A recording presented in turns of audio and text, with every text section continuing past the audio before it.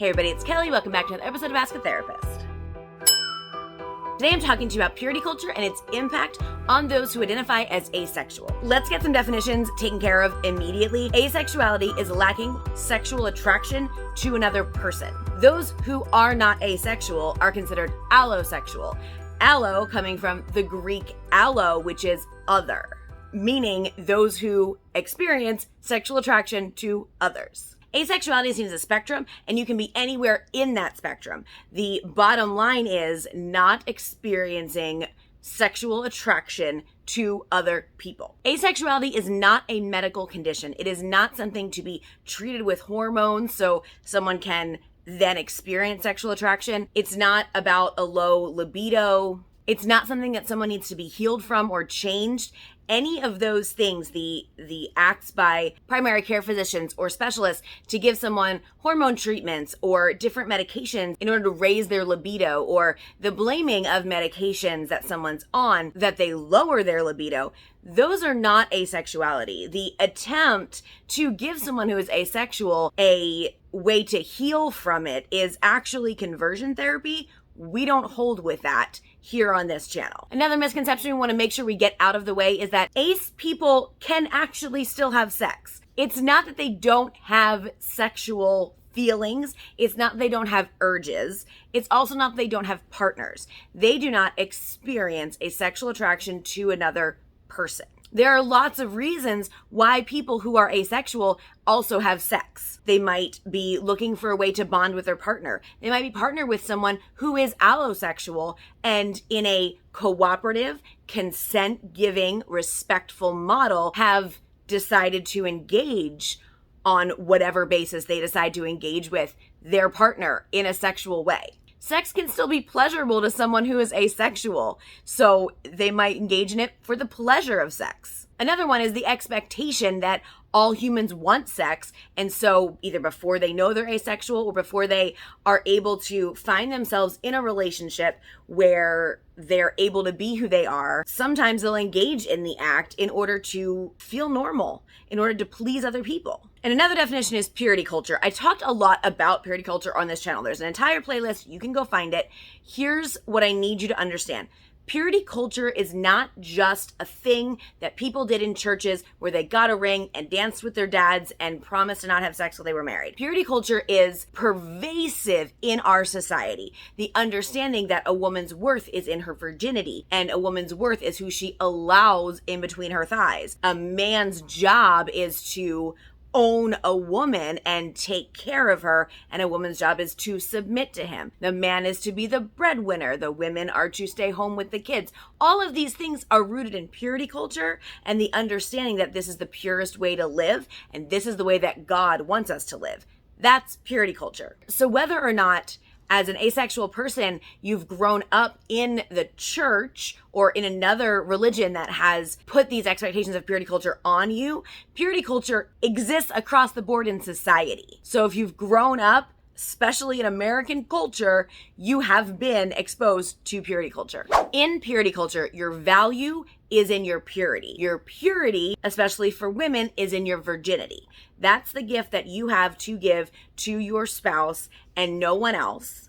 And once you've given it away, you are seen as less than or less desirable or less attractive in general. A big part of the misunderstanding that society has about asexuality comes directly from purity culture. The understanding that we, until we are married, are not supposed to experience any kind of sexual attraction or any sexuality. Anything sexual is always sinful and wrong, and therefore against God.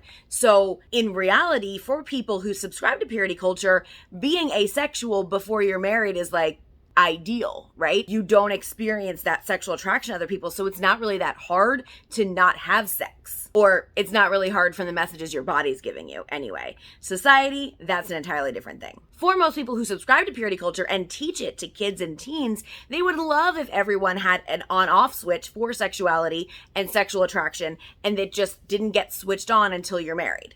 The idea of how that would work is very confusing to me, and I won't even go into that in this video, but maybe some other time. I've even heard stories of people who are ace who have been told that their asexuality is a gift from God because they don't have to worry about being pure until marriage.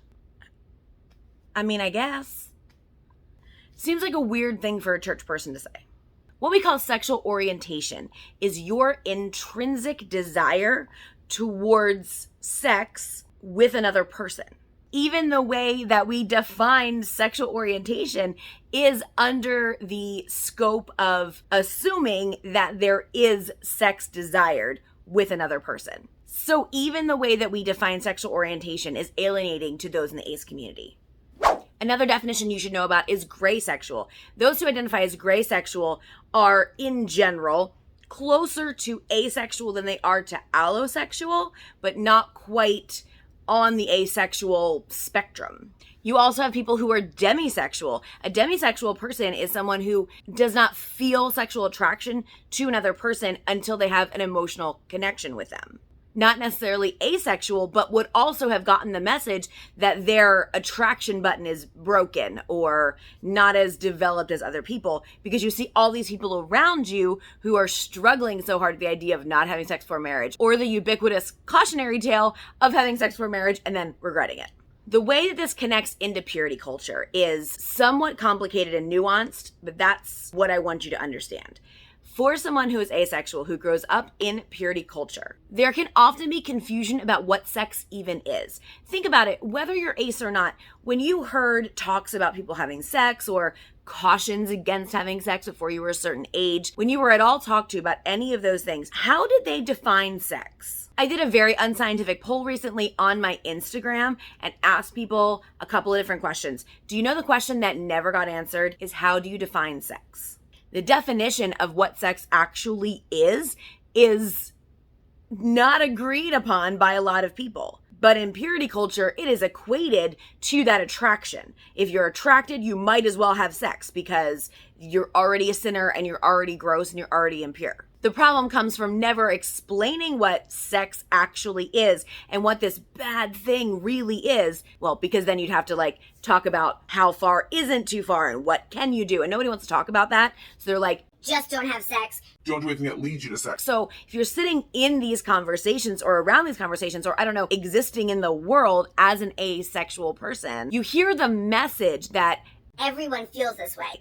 And you have the message that it's normal to have these feelings. Well, your normal feelings are not of sexual attraction to other people.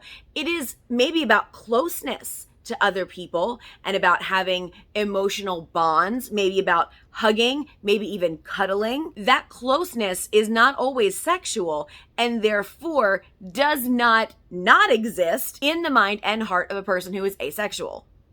Makes sense, right? Now imagine yourself being this child who's growing up in this culture, in this community that's saying, sex is bad. Everybody wants it. Be the way God wants you to be. Don't be like everybody else. Don't have sex. Run from your desires. All the things that we tell people, if you are somebody who doesn't have that intrinsic desire, but your desire is for hugging, for closeness, for emotional intimacy, your assumption, because as teenagers and young adults, we're all uniquely self-absorbed, right? Developmentally, that's appropriate. Your assumption is that everyone else feels the same way that you do. And so if everyone else feels the same way that you do, and that thing that you want so badly is that emotional closeness, you will then apply that definition of that thing that's wrong to wanting emotional closeness. Then you're in a world of hurt, right? So somebody tries to hug you, or somebody comes to sit next to you, or they sit too close to you. You become very aware of your body and where it is and how you're posturing yourself and how close you let yourself get to people. And you become isolated. You become confused. You could become sad. You could become depressed because you don't know how to go about things in this world that's telling you the thing that you have inside of you is so wrong. Then you get to be an adult, and the idea of untangling these harmful messages that purity culture has given you over the span of your life are even harder. Because when you realize that you don't have sexual attraction to other people, when you realize that's not how so many other people experience it, you do feel alone. So you go for advice or direction from medical professionals, from therapists.